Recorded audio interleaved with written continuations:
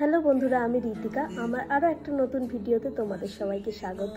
তোমরা সবাই জানো কালকে আমার জন্মদিন ছিল।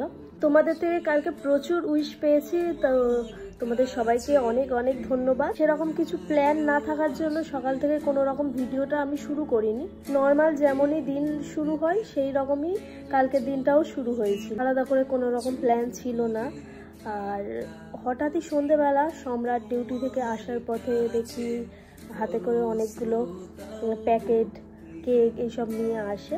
আগেই তোমাদেরকে বললাম যে ও সন্ধ্যাবেলা ডিউটি থেকে যখন আসে হাতে দেখি কেক আর প্যাকেট নিয়ে আসে।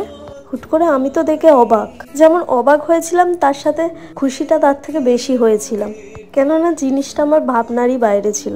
ও যে একা একা এরকম কিছু প্ল্যান করবে আমি ভাবিনি।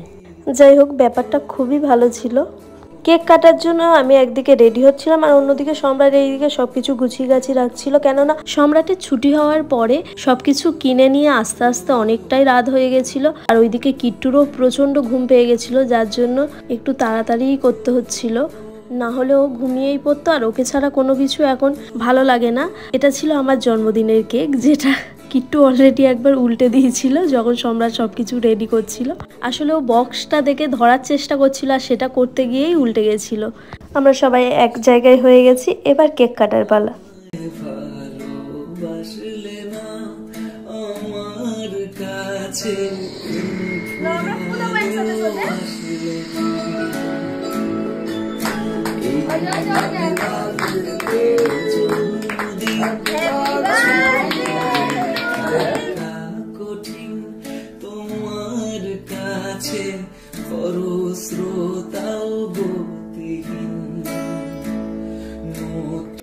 কেকটা কেটে ফার্স্ট কিট্টুকে খাওয়ানোর পরে সবাইকে আমি খাইয়ে দিলাম। আর এই হচ্ছে আমার পরিবার, যেখানে একটু কিছু আনন্দ করার ছুতো পেলে আমরা সবাই মিলে অনেকটা বেশি আনন্দ করতে পারি।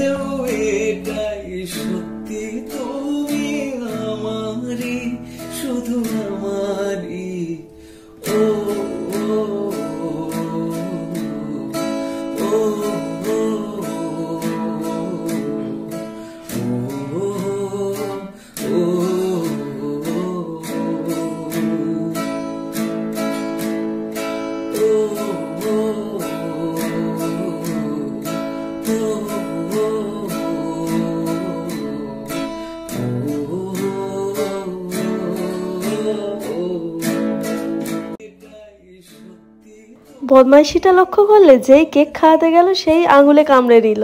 সম্রাটের খুব ইচ্ছা ছিল ওকে প্রত্যেকবারে যেমন আমরা সাজিয়ে গুজিয়ে খাওয়াই ও ওইভাবেই আমাকে খাওয়াবে। রান্না তো সেইভাবে করতে পারে না, তাই বিরিয়ানি আর চিকেন চাপ কিনে এনেছিল, আর বাড়িতে হয়েছিল পরোটা আর কড়াই চিকেন। আর এই যে থালা সাজানো গুছানো পুরোটাই ও নিজে হাতে করেছে।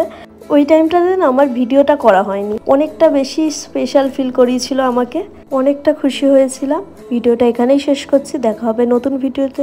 বাই।